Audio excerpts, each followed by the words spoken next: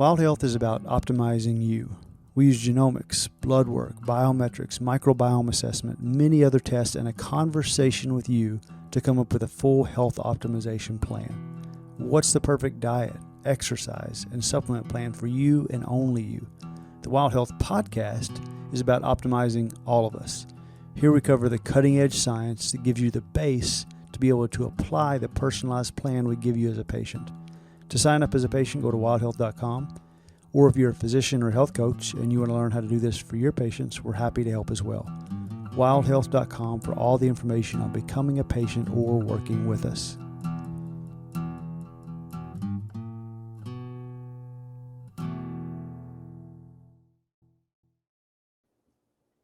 All right. So excited to have Kelly James back on the podcast with us. Kelly, you're long-term health coach at Wild Health, deep into mindfulness. One of my favorite people to talk to, period. And just stoked to get back into mindset for mindfulness. And I know we kind of touched on this when we chatted before, but I'm just going to give you the floor and let you do your thing. Sure. So, well, I'm glad to be here. Thanks, Mike. And I think mindfulness is actually just something I come back to regularly in coaching. So I actually had 7 calls already today. And when I was thinking about it, I think 4 of the 7, I worked on mindfulness with the patient. And because life can be stressful, and I think about it, and life is not linear. So, throughout the day, I mean, how are you? Like, do you get up and are you good with going with the flow? Oh, geez. Some days. Yeah. Some days I'm like amazing at just going with the flow, and other days, man, not so much. Right. Well, I mean, I live in a world that I have teenagers and, I have laundry to do. I have work to do. I have all of the stress of work. I have trying to figure out what dinner looks like. I have the kids are coming in and they've got their own agenda and their own schedule. And then they think that my schedule is their schedule, and life just isn't linear. So with mindfulness, I find that in the middle of the stress, we're consistently able to modify ourselves. And to be present. And so I know last time we sort of chatted about it, but I just want to review it real quick. Mindfulness definition in and of itself this is John Kabat-Zinn, who created the mindfulness-based stress reduction class. But he said mindfulness is awareness that arises through paying attention on purpose in the present moment, non-judgmentally. So it's awareness. It's a special form of awareness. It's not just spacing out or daydreaming. It's paying attention on purpose to things as they actually are right in front of you. It's those moments that make up your day-to-day life. It's in the present moment. It's not thinking about the past or moving to fears about the future. And it's non-judgmental. So that means that we're remaining as open as possible to things in the present without putting our own opinions or judgments on it. But what I love about this definition in general, as John Kabat-Zinn goes on to say, that the purpose of mindfulness is self-understanding and wisdom. So like as we're present in the moment, that we're going to actually be aware of what's happening around us. We're going to evaluate it in a non-judgmental way. And we're going to gain like this self-understanding of who we are, be true to who we are. We're going to gain wisdom about how to actually be responsive versus reactive. Yeah. So I really hadn't honed in on those pieces. Mindfulness is self-understanding and wisdom. But the more we practice that, have you seen that in your own life? Oh, yeah. I mean, everything ebbs and flows. But when you're not thinking about the past and you're not thinking about the future, I feel like there is a palpable sense of presence that just makes everything easier. But then you get an email that, hey, can you go meet with this person in 25 minutes who's really angry about something? Right. And then you're like, oh, okay. Yeah, I was present. And now I'm thinking about 25 minutes from now. Mhm. And it's a great, I mean, life gives you all the practice you need to practice mindfulness because Right. you're always going to have another opportunity. And what you just said, that email. So what usually happens is that's a stimulus, right? That's a Hmm. stress stimulus. And then we go to the reaction. And in mindfulness, we want the stimulus, we want the pause, and we want the response. And it's in the pause where we're able to down regulate. And we chatted about that last time, but what I wanted to really focus on today was that we mentioned the mindsets of mindfulness, but I actually use the pause. That's where I use these attitudes and mindsets to gain self-understanding and wisdom. Okay. Love So it. yeah, does that make sense a little bit? Yep. Yeah, for sure. Okay, so I just want to review quickly. I know there's a lot of them, and we're not going to have time to go into all of them, but I want to review what they are, and then give you just a couple of maybe examples of what that could look like in our day to day when that email does come. Like, what am I actually using in that pause, in order to gain this self understanding and wisdom? So, as a reminder, the core attitudes are non judging, acceptance, beginner's mindset, trust, non-striving, patience, letting go. And then John Kabat-Zinn also adds gratitude and generosity in some of his writings as well. So if I have, back to like going back to the beginning, and we're talking about non-judging, like that's one of the first mindsets. Like in that pause, if I have a stimulus that comes into me, from an email, or I used the dentist example yesterday, and I had to go to the dentist again yesterday, and I was late. There's always like a lateness to me and the dentist. I don't know what's going on here, but I find that I come to that now with curiosity instead of, but my reaction, I recognize it. And then I come to that with curiosity instead of judgment. Because let me ask you this, Mike, when you're judged, how do you respond? Yeah, I mean, poorly. I think when I feel judged, I feel misunderstood. Often, I think it's if I'm not present with it and aware of how I'm responding, if I don't take that pause, it's pretty easy to be defensive and just sort of protective, self protective. Mhm. So yeah, I think it's a super super common way to react. So when I judge myself, it's not really moving me towards where I want to go. It's not, Hmm. often I find myself stuck. And so when I'm aware of that judgment and I just take that judgment off and I come to it with curiosity, then it opens me up to be able to respond again versus react. And I see that with my clients all the time. I should do this. I shouldn't have done that. I ate this bad food. All of those kind of things. And I come to that with curiosity. Okay, well, why is that bad? Well, Hmm. are you going to eat the next bad thing? Like, how are we defining these things for ourselves, and is it moving you towards the direction that you actually want to go? So non-judgmental is super important in our entire lives. Second, acceptance. Like, I think that of all of the mindsets for myself, this is the one I use the most in the pause. Acceptance is an active process. There's nothing passive about it. It's not a passive resignation, but it's an act of recognition that things are the way they are. It's basically saying this is. It's actually courageous to accept something, because when we're able to look at a situation as it is, then we're able to deal with what needs to be dealt with. So when I accept something, I'm not saying it should be this way, it should have been that way, I pre-planned for it to be this way. I'm saying that it actually is this way. And let me give you an example. So you have 3 kids, is that right? Not as far as I know. I have two. Oh, you have 2. Okay, sorry about that.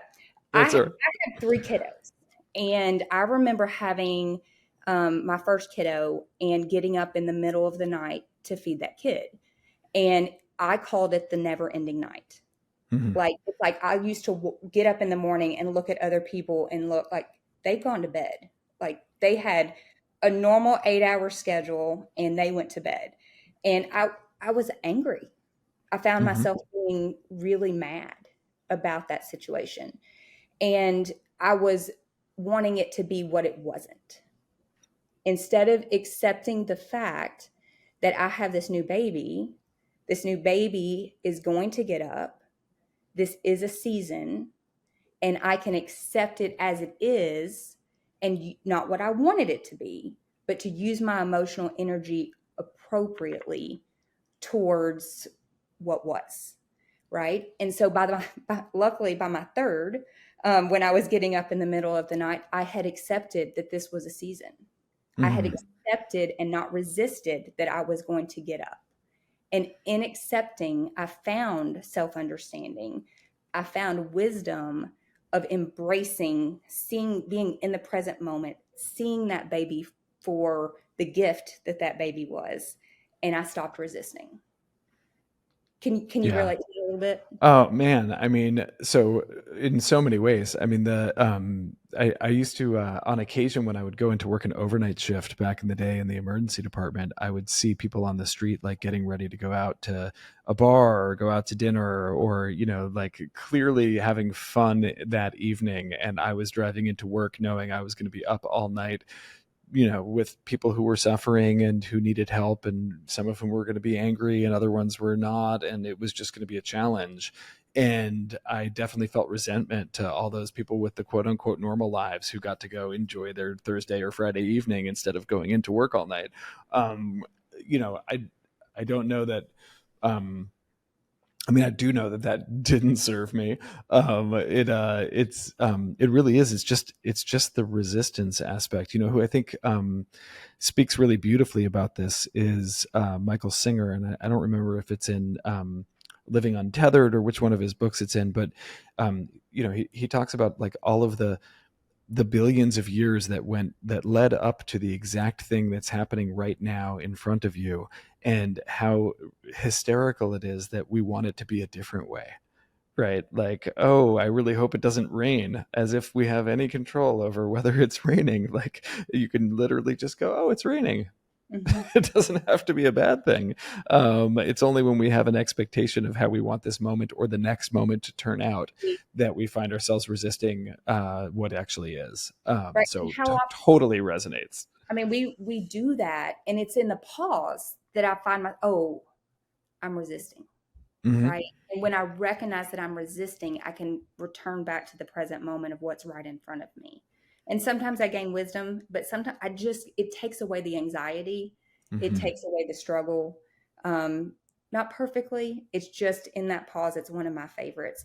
We'll go. I know we've got to go through quickly a few more, but beginner's mindset is another. And I love all of them. I'm going to be like, yeah, I really love this one. But I use beginner's mindset often from an anxiety standpoint, because beginner's mindset is basically willing to see things as if for the first time. And so like in coaching, if I come to a client and I actually come to them with a beginner's mindset versus an expert model. So there's times for expertise, and I have expertise. Like as a coach, I've worked in a hospital for 20 years. I've been at Wild Health for 4 years. I'm nationally board certified. I can list all of these things, but I am not an expert on that person. And I have something to learn. And when I come to an experience like that, I don't have to have the anxiety of I have to have all the answers. We get to work together. Or if I'm planning a trip and I've never been anywhere before, to that spot before, there's going to be learning in that. And if I come to that with expert model, I have to have it all figured out, and I'm not going to make mistakes, versus, wow, what do I get to learn from this in the present moment? Am I going to make mistakes? Yes, because I've never done this before. Then that's going to make a huge difference in my anxiety level, my enjoyment level. I'm going to get to pause and be present in that new. Yeah, So, I love that. I mean, it's and just like broadly around mindset, for some reason those examples really kind of brought this up. We know about the power of it in say athletic performance, right? Everybody's kind of familiar with like visualization exercises and like professional athletes and elite athletes performing at their best by really getting their mental game together. And we both have kids who are athletes who've either like nailed this or struggled with it, as the case may be. And why wouldn't we do this for life? Right. And as opposed to just doing it for the next game or meet or match or whatever it is, right? It's bringing that sense of curiosity and for self-forgiveness to, I'm doing everything you're doing for the first time. Right. Like, you've never done the thing you're about to do or the thing you're doing right now. I mean, I've done a lot of podcasting, but I've never done this podcast with you today. Right. Correct. And I think it is it's a slight tweak and reframing. It's not this like, it's so simple. It's not this overly complex thing. The one other thing that kind of came up for me there is just in that pause, it doesn't always have to be, for me anyway, it's just as often not cognitive or conceptual, but it's physical, right? It's, let me just stop for a second and see what I'm feeling. And when I do that, it's almost, and when I say feeling, like in my body, like what's happening right now. And often when I find myself needing to pause, there's a tight, constrictive heaviness in my chest that is the resistance feeling, right? And I recognize that and I go, oh, I'm resisting. And I don't get mad at myself for resisting. I'm not like, oh, when am I ever going to get this mindfulness thing right? Like, I don't go down. I definitely went through a phase of doing that. But I'm like, oh, this is here. Feel it. Just be with it. Not for the purpose of making it go away, but it always goes away if I just stop and pay attention to it and say, hey, okay, that's what's here. But it doesn't take very long, and it isn't complicated, but at least for me, it took a long time to feel like that was something that actually was present and effective. Right. I feel like the resistance piece that's the pause and that's why I go back to acceptance so often, because I'm not accepting what is, I'm resisting it. Mm-hmm. And sometimes I want to resist it. Sometimes I'm aware I'm resisting it and I'm okay with that. I don't know if that makes sense at all, but like in the mindfulness, it's like doing it correctly. Like I had a couple of health struggles with my kids.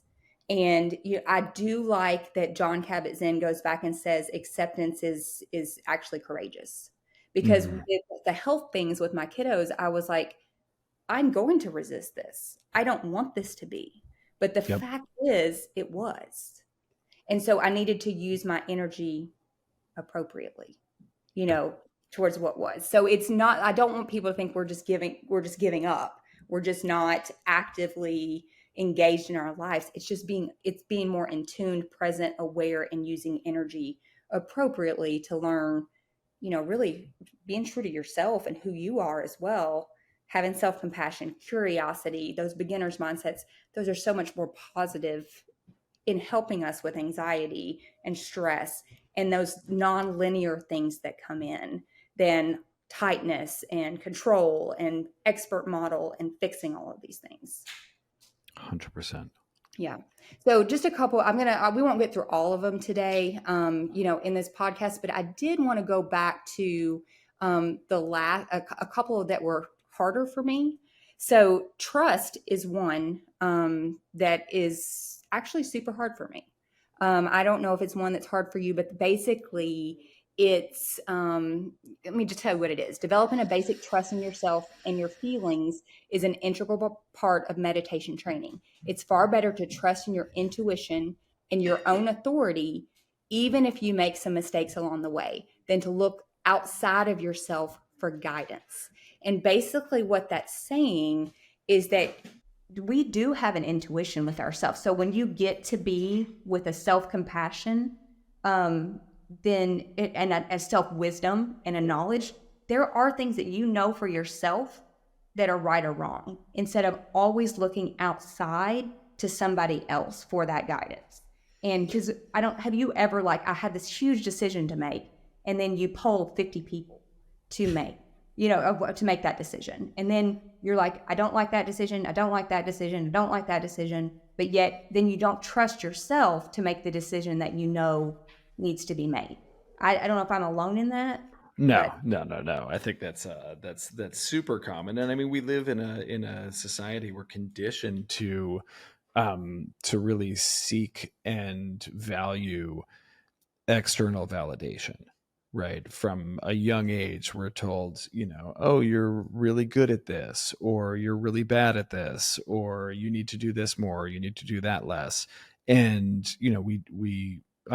we grow up in a society where we're like external validation is, and I mean, look at social media now and the effect it's having on self-esteem and mental health in adolescence, right? I mean, that's all external validation. Just let me put something up there and hope that other people tell me that I look really good here or that I'm doing something right, really cool, as opposed to just trusting in yourself that I'm doing something really cool right now, right? right, I'm really like staying true to something that I think is rad, and it doesn't matter if other people think it is, because I think it is. Did that come easily? Is that something that I feel like I've just like slam dunked? No. But I do think that the work in the mindfulness space has been invaluable and really priceless there, to say, wait a minute, who's going to tell me this is good, or this is okay, or this is true for me outside of me? right. And just having that, it takes it takes anxiety and stress away in my everyday. Like, I may make a mistake, going back to even to beginner's mindset. I may make a mistake, but it's okay for me to trust in what I actually think is okay and make that decision. Now you can still use wisdom in that, but there's just not this constant fear of failure when you're using some of these mindsets. And it's like, this is just life. Like, this is a gift. This is just life. Like, Mm-hmm. this moment in front of me is what I have, and it helps us step back and have that perspective of I get to enjoy this moment in front of me.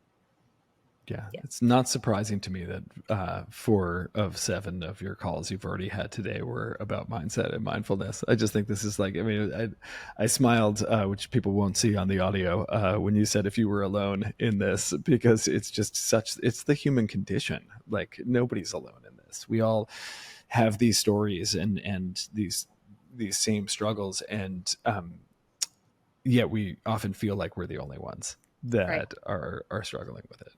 And I think the formal practices of mindfulness, they help solidify some of this for us, because we do have what people call the monkey brain, or we get off track, we get distracted, we have the things that are bigger triggers for us, because the Mhm. car ride is not as big of a trigger as the health scare of your child. Like, those are two different things. But the more that we are able to practice just these simple concepts, it helps us become more responsive. And I want to finish with there's two that I'm going to put together, and we won't get, there's a couple we're going to miss today, but so I encourage all of you all just to, maybe in the show notes we can link the mindsets. But the two that I want to finish up with is patience and letting go. Mm. So patience is a form of wisdom. It demonstrates that we understand and accept the fact that sometimes things must unfold in their own time. And then let me tell you what letting go is, and I'll finish with this example. So, letting go is cultivating the attitude of letting go or non attachment to outcomes. It's basically we letting go of what our expectations are. And then patience is letting those next steps unfold in their own time. Mm. So from an example, and then we'll finish up. But from an example, um, before I came to Wild Health, I had a long journey of different. I've had multiple careers. I have multiple degrees, and my first career, I was in a leadership position, and through several different experiences, I chose to leave that leadership position, not because I didn't like the role. I loved the role, but it was a decision that needed to happen. Um, I then moved back into the healthcare realm, working as an occupational therapist, and then eventually moved into Wild Health.